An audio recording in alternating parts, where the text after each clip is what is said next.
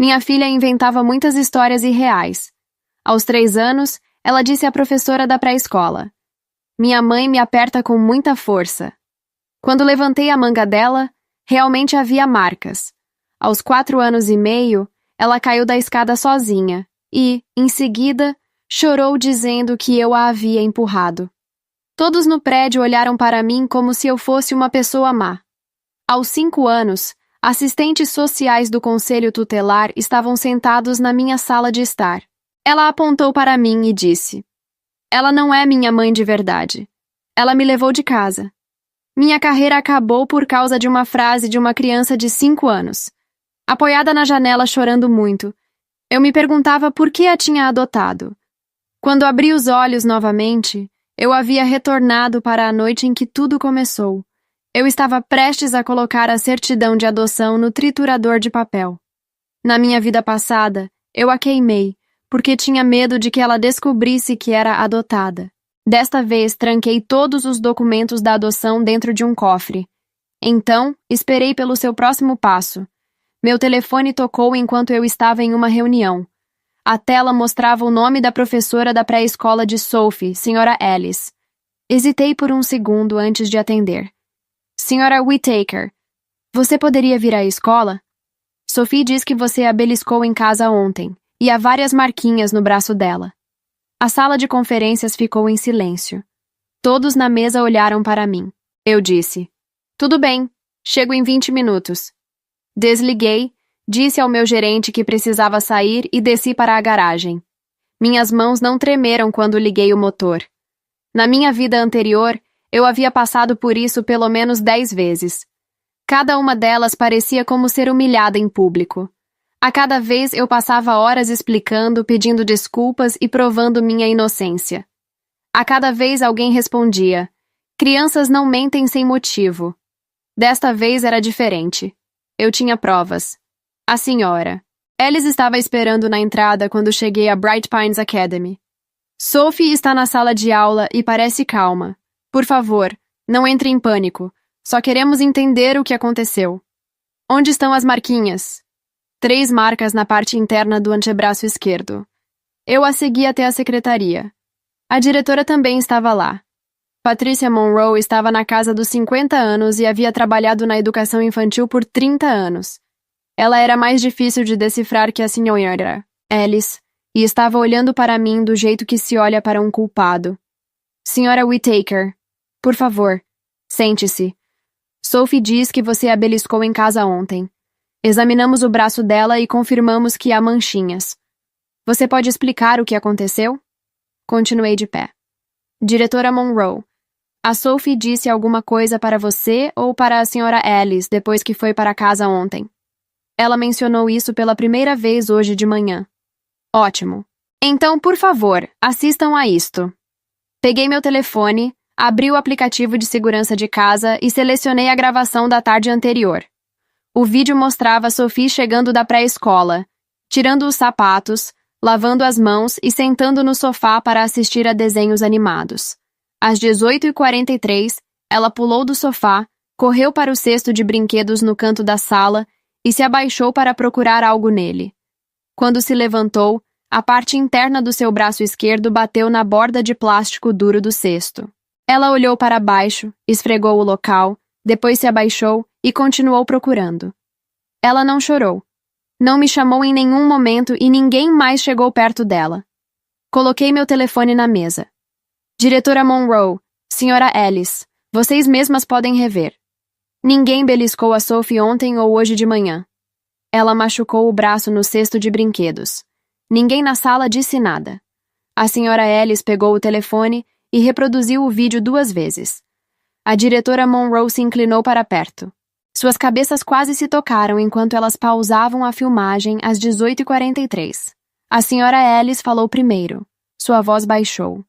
Ela realmente fez isso sozinha. A diretora Monroe devolveu meu telefone. "Sra. Whittaker, me desculpe.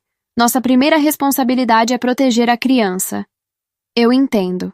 E eu realmente entendia.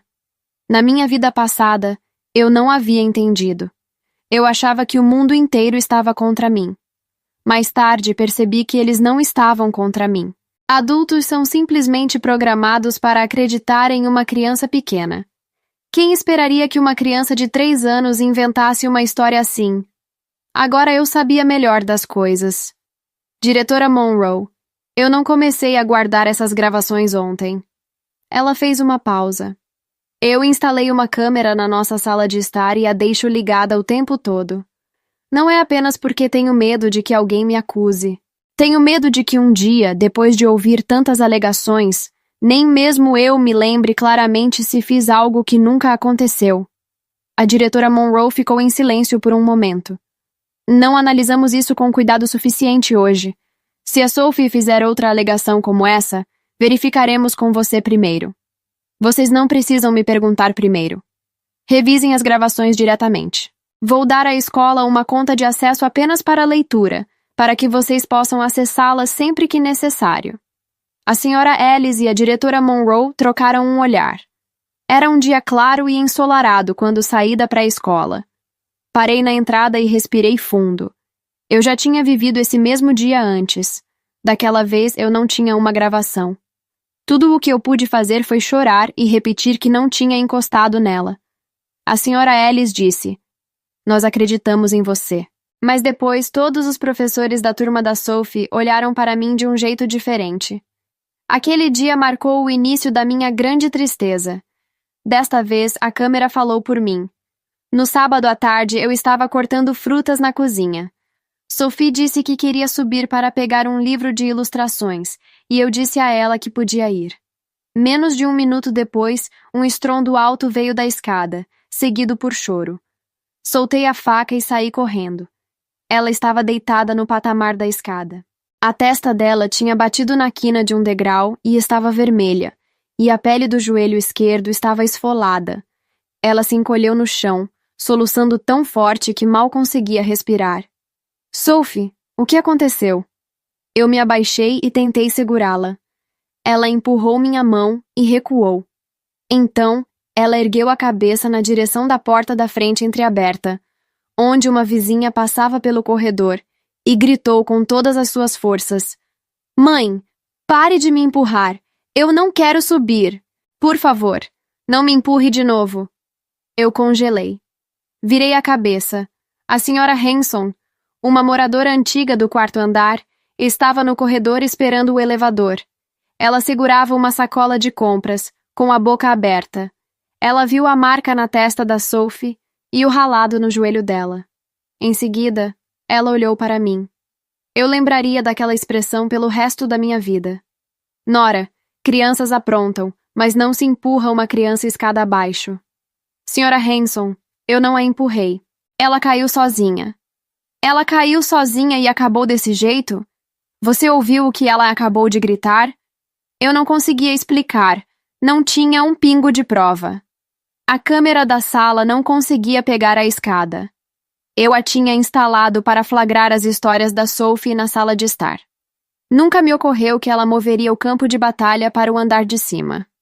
Sophie continuava chorando. Era o tipo de choro que se podia ouvir 3 andares abaixo. Os vizinhos começaram a abrir suas portas. Denise Álvares, do 3º andar, trouxe um curativo. Ela olhou para os machucados da Sophie, depois para mim, e entregou o curativo direto para a Sophie. "Não chore, querida. Vou colocar isso em você." "Obrigada." Sophie fungou de forma lamentável. "A mamãe não fez por mal. A mamãe não fez por mal." Naquela noite, o prédio inteiro já sabia. Alguém postou anonimamente no grupo de moradores do Orchard Heights. A mãe do 6º andar empurrou a filha escada abaixo. Como alguém pode fazer algo assim? Eu não respondi no grupo. Colin chegou em casa parecendo atordoado. Ele tinha esbarrado com a senhora Hanson no elevador e ela havia falado com ele por 5 minutos ininterruptos. "Nora, o que aconteceu?" "Ela caiu sozinha." "Ela diz que você a empurrou. Você não acredita em mim?" Ele não respondeu. O condomínio inteiro se voltou contra mim. A senhora Hanson contou a todos que eu estava maltratando a minha filha. Até mesmo Walt, que cuidava da barraca de frutas no portão do Orchard Heights, me olhava de forma diferente. Comprei mais câmeras e as coloquei em cada canto do apartamento. O corte na testa da Sophie criou casca. Todos os dias, ela o tocava enquanto se olhava no espelho, como alguém que admira o próprio prêmio num jogo. Não a confrontei. Confrontá-la exigiria provas. Desta vez, eu não tinha nada da escada. Na próxima vez, eu teria. A avaliação dos serviços de assistência familiar do condado era naquele dia. O supervisor do caso, Thomas Reed, e a assistente social, Nina Cole, chegaram exatamente na hora. Reed estava no início dos 40 anos. Tinha um rosto honesto e um jeito calmo de falar. Cole era mais nova e responsável pelos registros escritos.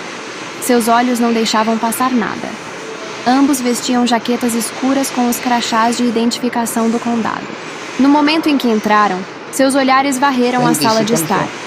Eu havia tirado meio período de folga e limpado o cômodo com antecedência. Passei pano no chão 2 vezes, afofei as almofadas do sofá e até arrumei cada cortina. Frutas e chá aguardavam na mesa de centro, junto com o iogurte favorito da Sophie. Ela vestia um vestido branco florido, e seu cabelo estava preso em 2 pequenas Marias chiquinhas. Ela estava sentada no sofá com a postura perfeitamente ereta, os pés juntos e as mãos descansando sobre os joelhos. Qualquer um que olhasse para ela veria a garotinha mais doce e bem comportada do mundo. Senhora Whittaker, podemos falar com sua filha primeiro? Perguntou Reed gentilmente. Claro. Ele se virou para Sophie e suavizou ainda mais a voz. Qual é o seu nome, querida? Sophie. Quantos anos você tem? Eu tenho 5. Você pode me dizer se a sua mãe é boa para você? Sophie olhou para mim. O olhar durou menos de 1 segundo, mas reconheci o que ela estava fazendo. Ela estava decidindo qual resposta soaria mais crível e me deixaria mal da forma mais eficaz. Ela abaixou a cabeça, entrelaçou os dedos e sussurrou. A mamãe é boa às vezes e não tão boa às vezes. As sobrancelhas de Reed se moveram. O que ela faz que não é bom? A mamãe me bate. Sophie apontou para o braço. Ela aperta o meu braço com muita força. Dói e ela diz que eu não posso contar para ninguém. A caneta de Cole parou e ela olhou para mim. Eu não disse nada. Ainda não era a hora. A mamãe me deixa do lado de fora na varanda e não me deixa entrar. Fica muito frio. A voz dela começou a tremer com exatamente a quantidade certa de medo. Ela também não me dá comida suficiente. Às vezes tenho tanta fome que não consigo dormir. Sua voz subiu gradualmente, passando de tímida a chorosa. As lágrimas caíram na medida perfeita, o suficiente para fazer o coração de qualquer um doer por ela. A expressão de Reed mudou. Quando ele olhou para mim de novo, algo havia se alterado. Cole largou a caneta, pegou o chá e bebeu sem olhar para mim. Sophie continuou. Ela não é a minha mãe de verdade. O ambiente ficou em um silêncio profundo. Ela me tirou de outra pessoa. O ar congelou. Reed se virou e olhou diretamente para mim. Os lábios de Cole se separaram como se ela quisesse falar, mas ela se conteve. As lágrimas continuaram a cair, e a voz dela foi ficando mais baixa e mais digna de pena a cada palavra. Eu ouvi ela falando no telefone. Ela disse que não me deu a luz. Ela disse que me trouxe de algum lugar. Eu quero encontrar a minha mamãe de verdade. Ela chorou nas palavras finais. Uma criança de 5 anos estava pedindo para encontrar sua verdadeira mãe. Se essa fosse a primeira vez que eu ouvia isso, também teria acreditado nela. Mas não era a minha primeira vez. Na minha vida passada, aquelas palavras me empurraram para um grande pesadelo. Desta vez, eu havia trazido minhas próprias defesas. Alcancei a parte de baixo da mesa de centro e retirei um envelope de documentos. Um envelope pardo comum com a etiqueta Registros de Adoção. 3 coisas estavam lá dentro. A primeira era a certidão de adoção certificada pela Vara de Família do Condado de Darrow, com um número de processo claro. Adotante: Nora Whittaker. Adotada: Sophie Barrett. A relação de parentesco é estabelecida a partir da data informada abaixo. A segunda era uma cópia autenticada do arquivo da Agência de Colocação e Adoção. Provava que Sophie não havia sido tirada de ninguém e que a adoção havia passado por todos os canais legais adequados. A terceira era a avaliação comportamental infantil preliminar da doutora Camille Foster. Sua linha de abertura dizia: a criança apresenta comportamento fantasioso persistente, incluindo histórias inventadas contra a cuidadora. Recomenda-se uma avaliação diagnóstica abrangente. Coloquei os 3 documentos lado a lado. Sr. Reed, esta é a certidão de adoção da Sophie e o registro certificado da agência. A adoção foi finalizada legalmente através do Tribunal do Condado. Esta é a avaliação comportamental preliminar concluída na semana passada. Sophie ainda estava chorando. Olhei para ela. Sophie, você disse que eu deixei você na varanda. Diga ao senhor. Reed, em qual dia isso aconteceu? Quantas horas você ficou lá fora? E o que você estava vestindo? Ela parou de chorar. Quando olhou para mim, foi como se estivesse me vendo pela primeira vez. Cole pegou a certidão de adoção e a estudou por um longo tempo. Reed leu a avaliação da doutora Foster do começo ao fim. Por um tempo, o único som na sala era o de papel virando. Sophie não disse mais nenhuma palavra. Devolvi os documentos ao envelope, selei-o e o coloquei debaixo da mesa de centro novamente. Sr. Reed, há mais alguma coisa de que precise? Nós temos câmeras na sala, na escada e na cozinha. Me diga qual dia você quer e eu puxo a filmagem. Reed largou a avaliação e olhou para mim. Ele reuniu os documentos, levantou-se e disse: Senhora Whittaker, vamos parar por aqui hoje. Se precisarmos de algo mais, entraremos em contato. Tudo bem. Enquanto Cole saía, ela olhou para trás, para Sophie. A cabeça de Sophie estava abaixada e suas mãos não estavam mais entrelaçadas. Elas pendiam ao lado do corpo como 2 cordas soltas. A porta se fechou. Fiquei de pé no centro da sala e olhei para Sophie. Ela não encontrava meus olhos. Abaixei-me até ficarmos na mesma altura. Sophie, eu gravei tudo o que você disse hoje. Se você disser qualquer uma dessas coisas novamente, vou reproduzir a gravação e nós repassaremos linha por linha. A cabeça dela se ergueu de repente. Pela primeira vez, o que havia nos olhos dela não era aquele vazio plano e calculista. Era medo. Aquela foi a primeira vez que eu vi medo nos olhos dela. Colin só chegou em casa depois das 9. Eu estava sentada no sofá e o envelope de documentos ainda estava aberto na mesa de centro. A certidão de adoção, a avaliação e os registros certificados cobriam a superfície. As luzes da sala estavam acesas. Sophie estava dormindo atrás da porta fechada, com o brilho de uma luz noturna por baixo dela. Colin tirou os sapatos, deu uma olhada nos documentos e não disse nada. Ele foi à cozinha, serviu-se de um copo de água e sentou-se na minha frente. Como foi a avaliação? Bem. O que bem significa? Contei tudo a ele. Ele não disse nada por um longo tempo. Então ela disse aos investigadores do condado que você a levou de casa? Sim. E ela disse que você batia nela, a deixava do lado de fora e não lhe dava comida? Sim. Ele colocou o copo na mesa de centro e bateu com um dedo nele 2 vezes. Nora, você tem certeza de que nada do que ela disse era verdade? Eu olhei para ele. O que você está perguntando? Estou dizendo, será que uma pequena parte disso não poderia ter acontecido? Talvez ela não tenha inventado. Talvez ela apenas tenha se confundido. Crianças pequenas nem sempre conseguem distinguir o que imaginaram do que é real. Colin. Eu o interrompi. Colin, eu te disse que ela tem um problema comportamental sério.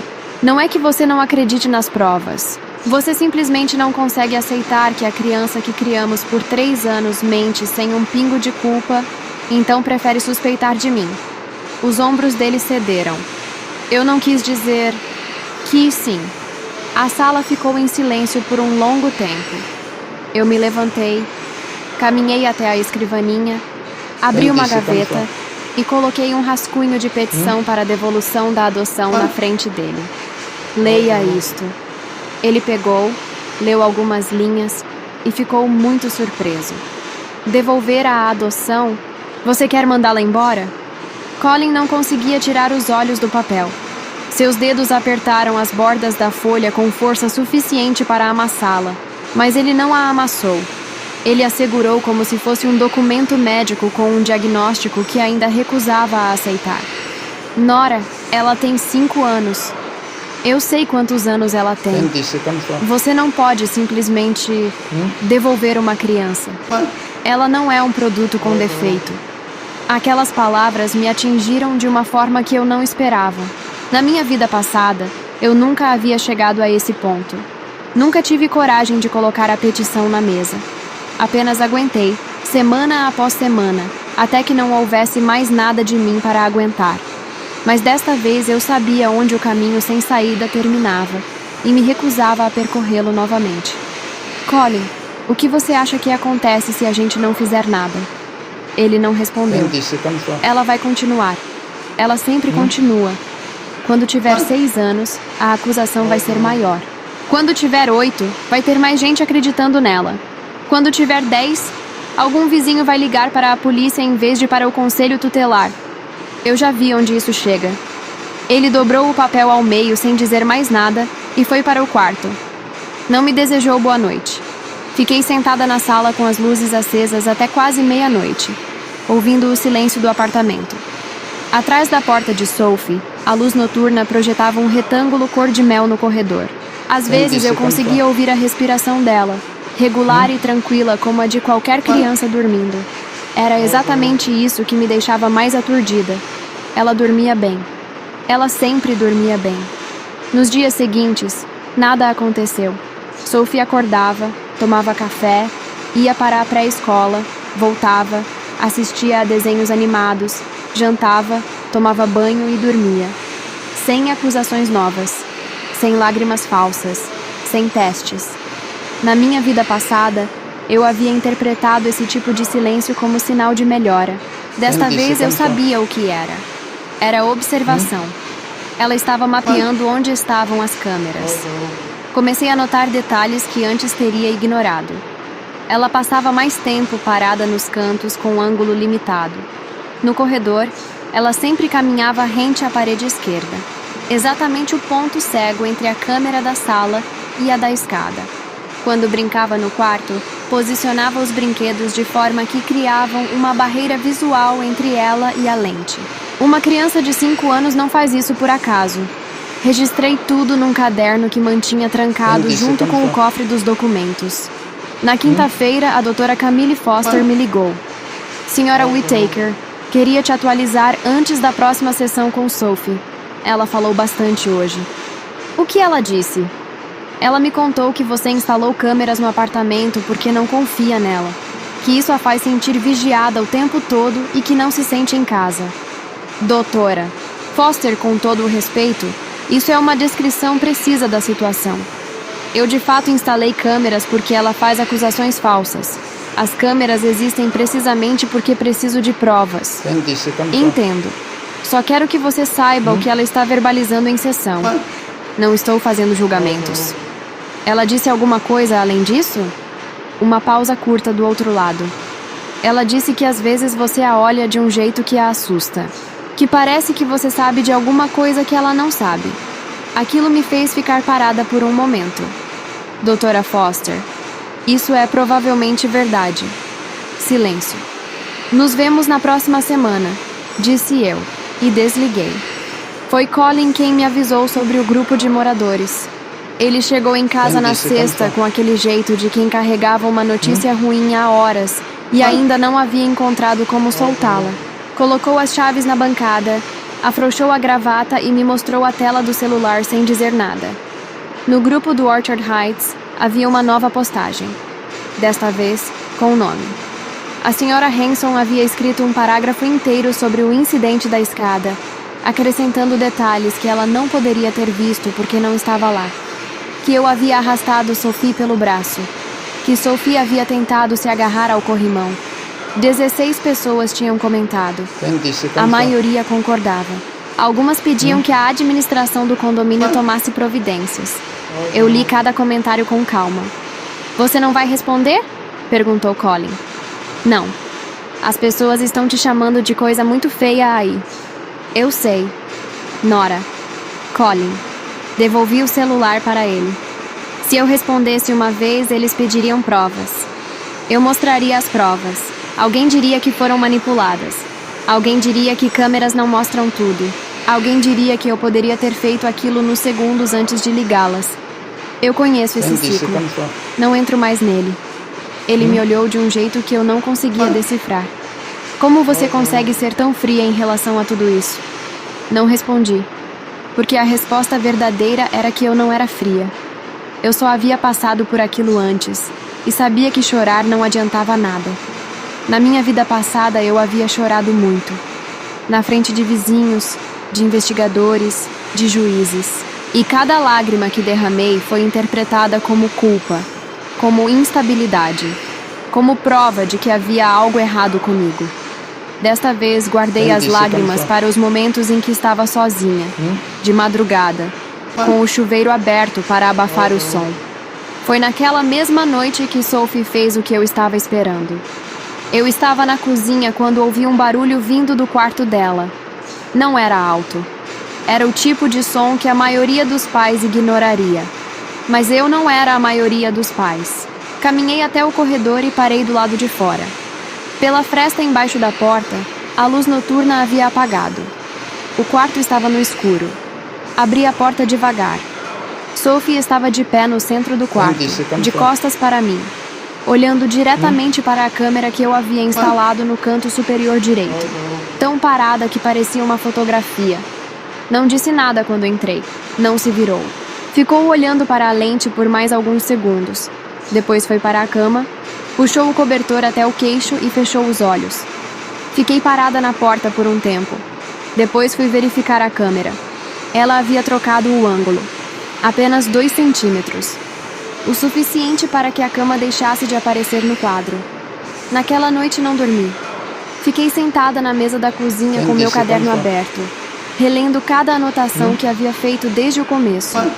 O ângulo da câmera, os pontos cegos, a forma como ela caminhava rente à parede esquerda do corredor. Havia um padrão ali, metódico, consistente, deliberado. E aquilo me assustava de uma forma diferente das acusações. As acusações eu conseguia rebater com evidências. Um padrão de comportamento em uma criança de 5 anos era mais difícil de explicar sem soar como louca. Liguei para a doutora Foster às 7 da manhã seguinte. Preciso de uma reunião antes da próxima sessão com Sophie, sem ela presente. A doutora Foster demorou um segundo antes de responder. Pode ser na quarta-feira às 9? Às 9 estou lá. O consultório da doutora Camille Foster ficava no 12º andar de um prédio comercial a 15 minutos de casa. Ela era uma mulher pequena, de cabelos grisalhos cortados curtos, que usava óculos de aros redondos e tinha o hábito de anotar mais do que falava. Eu a havia escolhido na minha vida passada por indicação de uma colega. Naquela época, ela havia escutado, feito perguntas educadas e concluído que Sophie era uma criança criativa, com tendência à fantasia. Desta vez, depois de 3 sessões individuais com Sophie e 2 avaliações estruturadas, ela havia escrito o laudo que coloquei na frente dos investigadores do condado. Algo havia mudado na forma como ela enxergava o caso, e eu precisava saber exatamente o quanto. Sentei-me na cadeira de frente para ela sem tirar o casaco. Doutora Foster, eu preciso que a senhora seja direta comigo. Ela apoiou a caneta no bloco de notas. Pode perguntar. O que a senhora acha que está acontecendo com Sophie? Ela cruzou as mãos sobre o bloco. O que vou dizer não é um diagnóstico formal. É uma observação clínica preliminar. Ela pausou. Sophie demonstra uma capacidade incomum de leitura emocional. Ela identifica o que o interlocutor quer ouvir e ajusta o discurso com uma precisão que não é típica da faixa etária dela. Nas sessões, quando introduzo uma inconsistência sutil na conversa para testar a resposta, ela percebe. Sempre. E corrige a narrativa sem reconhecer que estava errada. O que isso significa clinicamente? Significa que precisamos de avaliação mais aprofundada. Mas significa também que você está certa em não minimizar o que está acontecendo. Aquela foi a primeira vez que alguém com autoridade profissional disse aquilo para mim. Na minha vida passada, ninguém jamais havia dito, você está certa. Sempre era, vamos investigar, vamos ouvir os dois lados. Crianças pequenas têm percepções distorcidas. Precisei de um segundo para deixar aquelas 3 palavras assentarem. Doutora Foster, eu quero propor algo. Quero instalar uma câmera visível aqui no consultório antes das sessões. Não para gravar conteúdo clínico. Apenas o comportamento dela no momento em que percebe que está sendo observada. A doutora Foster inclinou levemente a cabeça. Isso não é um procedimento padrão. Não. Mas o que ela faz quando sabe que tem câmera é diferente do que faz quando acha que não tem.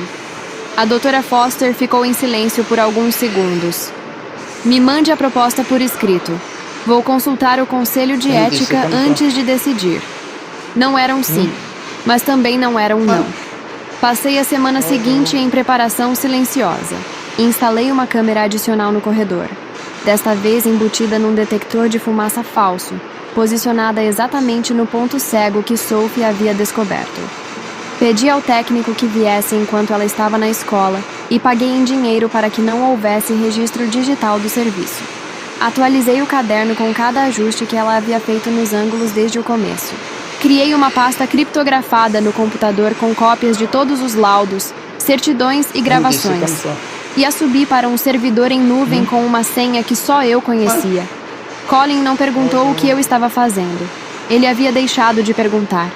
Jantávamos em silêncio, dormíamos de costas um para o outro e nos desviávamos nas zonas neutras do apartamento. Eu sabia que estava perdendo Colin, sabia desde a minha vida passada. Lá, o havia perdido porque não tinha provas, e ele acabou acreditando nas acusações de Sophie. Desta vez, estava perdendo porque tinha provas demais, e ele não sabia como existir ao lado de alguém que documentava a própria filha como se documentava um suspeito. Num sábado de manhã, enquanto Sophie assistia televisão, Colin se sentou ao meu lado na mesa da cozinha com a xícara de café nas 2 mãos. Marquei uma consulta de casal. Olhei para ele. Você marcou sem me perguntar. Se eu tivesse perguntado, você teria dito não. Ele não estava errado. Quando? Na próxima terça, às 6h30. Não respondi.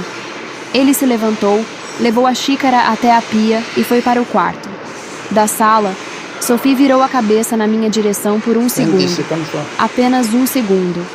Depois voltou para a televisão. Mas naquele segundo, o que havia no olhar dela não era a curiosidade desinteressada de uma criança que ouviu os pais conversando. Era atenção. Era avaliação. Era o mesmo olhar que havia me dado na sala, na frente dos investigadores do condado, quando precisou decidir qual versão me faria mais mal. Fui para o quarto sem olhar para ela novamente. Deitei na cama com o teto branco acima de mim e fechei os olhos. E foi então que me lembrei da primeira vez que a vi. Ela tinha 2 anos e 3 meses. Estava sentada no tapete colorido da sala de recepção da agência de adoção. E quando entrei pela porta, ela ergueu os olhos para mim com aquela expressão que interpretei como reconhecimento. Como se ela já soubesse, de alguma forma, que eu viria buscá-la. Fui para casa naquele dia com o coração transbordando e a certeza de que havia feito a coisa mais certa da minha vida. Aquela criança e esta criança tinham os mesmos olhos. Eram exatamente os mesmos olhos. A consulta de casal aconteceu na terça-feira como planejado. A terapeuta se chamava Helena Ruas, 50 e poucos anos, com uma voz calma e a postura de quem havia sentado na mesma cadeira por décadas, ouvindo casais se destruírem com educação. Ela nos recebeu numa sala com poltronas cor de mostarda e uma planta no canto que precisava de água. Colin me deixou entrar primeiro. Helena Ruas ouviu Colin por 20 minutos. Ele falou do silêncio, da distância, da petição de anulação, da sensação de que eu havia me tornado uma estranha dentro do próprio apartamento. Falou com cuidado, escolhendo as palavras como quem não quer ferir, mas também não quer mentir. Quando terminou, a terapeuta se virou para mim. Nora, o que você diria para Colin agora, se pudesse dizer qualquer coisa? Pensei por um momento. Que eu não me tornei uma estranha, que eu me tornei alguém que aprendeu a se proteger e que a diferença entre as duas coisas importa. Helena Ruas anotou alguma coisa. Colin, você consegue entender essa distinção? Eu entendo as palavras. Ele olhou para mim. Não entendo o que aconteceu com a mulher com quem eu me casei. Não respondi. Porque a resposta verdadeira era que a mulher com quem ele se casou havia passado por aquilo uma vez e voltado diferente. E não havia como explicar isso sem que ele pensasse que eu tinha enlouquecido. A sessão terminou sem resolução, como eu esperava. Helena Ruas nos deu uma tarefa: escrever separadamente o que cada um via como o problema central do casamento. Colin concordou. Eu concordei. No elevador de descida, nenhum dos dois falou. Na quarta-feira seguinte, a doutora Foster me ligou antes do almoço. O Conselho de Ética aprovou a câmera, com uma condição. Sophie precisa ser informada de que ela está presente antes de cada sessão. Entendido. Quando podemos começar? Na sessão de sexta. Cheguei à sexta com a câmera já instalada num canto alto do consultório, posicionada de forma que captava o rosto de Sophie sem comprometer o conteúdo clínico. A doutora Foster a informou na entrada. Sophie, hoje tem uma câmera aqui na sala. Ela fica ligada durante toda a nossa conversa. Sophie olhou para o equipamento por 3 segundos, depois para mim, depois para a doutora Foster. Tudo bem, disse ela. 2 palavras. Tom neutro. Sem perguntas, sem protesto, sem a curiosidade infantil que qualquer criança normal demonstraria. A doutora Foster anotou no bloco. Saí da sala enquanto a sessão acontecia. Fiquei sentada na recepção por 45 minutos lendo a mesma página de uma revista 3 vezes. Quando a porta se abriu, Sophie saiu primeiro. Foi até mim, pegou minha mão sem dizer nada e esperou. A doutora Foster apareceu na porta com o bloco fechado no braço. Podemos conversar brevemente na segunda-feira, Sra. Whittaker? Claro. No elevador de descida, Sophie manteve a mão na minha. Olhou para o painel de botões iluminados, séria. A câmera fica lá toda semana? Isso é uma pergunta para a doutora Foster. Ela não disse mais nada. Na segunda-feira, a doutora Foster foi direta. Durante a sessão de sexta, Sophie foi diferente, mais contida, menos elaborada. Quando introduzi as inconsistências habituais, ela não corrigiu. Desviou o assunto. É uma estratégia mais sofisticada. A doutora Foster pausou. E ela passou a maior parte da sessão olhando para a câmera. Olhando para ver se estava gravando. Olhando para calibrar o que podia ou não dizer. Aquilo confirmou o que eu já sabia. Mas ouvir da doutora Foster foi diferente de saber sozinha. Foi a diferença entre carregar um peso nos 2 braços e ter alguém que finalmente segura a outra ponta. Doutora Foster, eu quero propor a próxima etapa. Quero que a câmera seja desligada durante metade de uma sessão sem que Sophie saiba com antecedência. 20 minutos com câmera, 20 sem. Quero documentar a diferença de comportamento. A doutora Foster ficou em silêncio por um momento. Isso serve como dado clínico para o laudo final. Exatamente. Ela anotou. Foi naquela semana que a câmera do detector de fumaça falso capturou o que eu estava esperando. Era uma terça à tarde. Eu ainda estava no trabalho. Colin havia saído mais cedo para buscar Sophie na escola. As gravações ficavam salvas automaticamente em nuvem. E eu as revisava toda noite antes de dormir. Naquela noite, abri a pasta do corredor e avancei o vídeo até o horário de chegada deles. Eles entraram. Colin estava ao telefone. Sophie entrou primeiro, colocou a mochila no chão e olhou para o detector de fumaça por um longo tempo. Era um olhar diferente do que havia dirigido às outras câmeras. Era incerteza. Ela não sabia ao certo se aquele equipamento era câmera ou não. Colin ainda falava ao telefone. Sophie olhou para ele, depois para o detector, depois para o corredor vazio. Em seguida, foi até a parede lateral, o ponto cego que havia mapeado, e ficou parada lá por alguns segundos, como quem testa o terreno. Então, ela fez algo que eu nunca havia visto antes. Ela tirou o elástico do próprio pulso, Prendeu-o entre o indicador e o polegar e estalou contra o próprio antebraço. 1 vez, 2 vezes, 3. Checou a marca, esperou, checou de novo. Colin ainda estava ao telefone no outro cômodo. Ela estalou mais 2 vezes, pressionou o local com o polegar por alguns segundos e então voltou a pegar a mochila com uma calma absoluta, como se tivesse apenas amarrado um sapato. Pausei o vídeo. Fui até a cozinha, peguei um copo de água e bebi devagar. Depois voltei. Conectei o notebook à televisão da sala e revi a sequência em tela cheia. Cada frame, cada olhar para o corredor, cada checagem da marca no pulso. A qualidade da gravação era boa o suficiente para ver a expressão no rosto dela durante o processo. Não havia dor, não havia hesitação. Havia concentração, como a de alguém executando uma tarefa que praticou antes. Exportei o arquivo, adicionei a pasta criptografada e subi para o servidor em nuvem. Então abri o caderno e escrevi a data, o horário e uma única frase. Ela estava se preparando para a próxima acusação. Fechei o caderno, fui ao quarto onde Colin dormia e fiquei parada na porta por alguns segundos. Na cama ao lado dele havia um espaço que havia sido meu por 6 anos. Voltei para a sala, dobrei o cobertor do sofá e deitei. O teto estava escuro.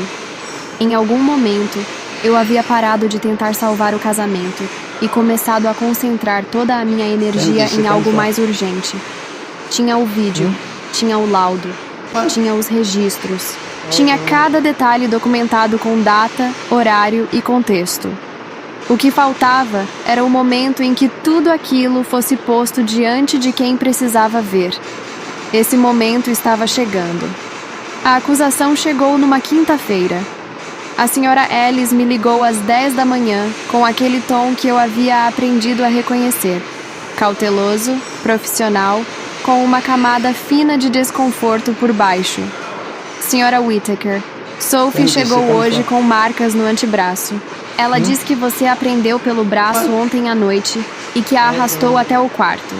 Há 3 listras avermelhadas na parte interna do braço esquerdo. Senhora Ellis, preciso que a senhora e a diretora Monroe estejam disponíveis em 40 minutos. Vou à escola agora. Não houve hesitação na minha voz. Nenhuma. Antes de sair, abri o notebook, exportei 2 arquivos, a gravação do corredor da terça-feira e o registro em nuvem com carimbo de data e hora, e os transferi para um pendrive. Coloquei o pendrive na bolsa ao lado do envelope de documentos.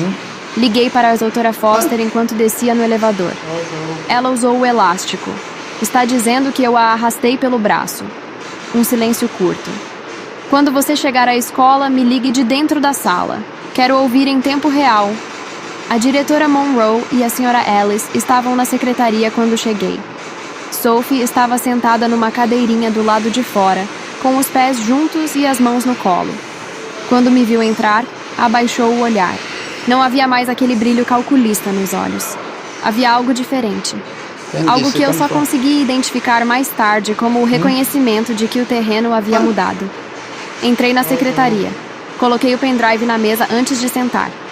Diretora Monroe, ontem à noite a Sophie chegou da escola, entrou no corredor do apartamento e, enquanto meu marido falava ao telefone no outro cômodo, tirou o elástico do pulso e o estalou repetidamente contra o próprio antebraço.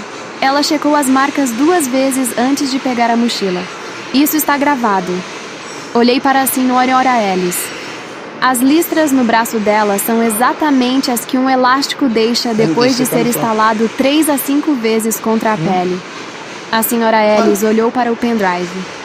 Conectem isso em qualquer computador com porta USB. O arquivo está na pasta principal. Nome, terça, corredor, 17h42. A diretora Monroe pegou o pendrive e o conectou ao computador da secretaria. As duas se curvaram sobre a tela. Eu não olhei para o vídeo. Já sabia o que estava lá. Fiquei olhando para as suas expressões. A senhora Ellis ficou com a mão parada no ar por um momento. A diretora Monroe pausou o vídeo, voltou 5 segundos e assistiu de novo. Depois olhou para mim. Senhora Whittaker. Sim. Nós precisamos ligar para o conselho tutelar. Não por causa de você. Demorei um segundo para entender o que ela estava dizendo. Por causa dela. Thomas Reed chegou à escola 40 minutos depois. Desta vez, sem Nina Cole. Ele veio sozinho, com uma pasta fina debaixo do braço. E quando entrou na secretaria e viu o pendrive conectado ao computador, ele já sabia que algo havia mudado. Reed assistiu ao vídeo 2 vezes sem dizer nada. Depois se virou para mim. Você tem mais gravações como essa? Tenho um caderno com registros datados desde o início. 3 meses de gravações em nuvem. O laudo preliminar da doutora Camille Foster e as certidões de adoção autenticadas pelo cartório do condado. Se quiser, posso dar acesso ao servidor em nuvem agora mesmo. Ele assentiu devagar. Liguei para a doutora Foster e a coloquei no vivo por alto-falante. Ela explicou o protocolo das sessões, a diferença de comportamento com e sem câmera, e o que a observação clínica indicava. Reed ouviu tudo com os cotovelos apoiados nos joelhos e os dedos entrelaçados. Quando a doutora Foster terminou, ele agradeceu e me olhou. Senhora Whittaker, vou precisar conversar com Sophie. Eu sei. Ela está do lado de fora. Ele foi até a porta, abriu e chamou Sophie pelo nome. Ela entrou com aquela postura perfeita, os pés juntos, as mãos no colo. Sentou-se na cadeira de frente para Reed.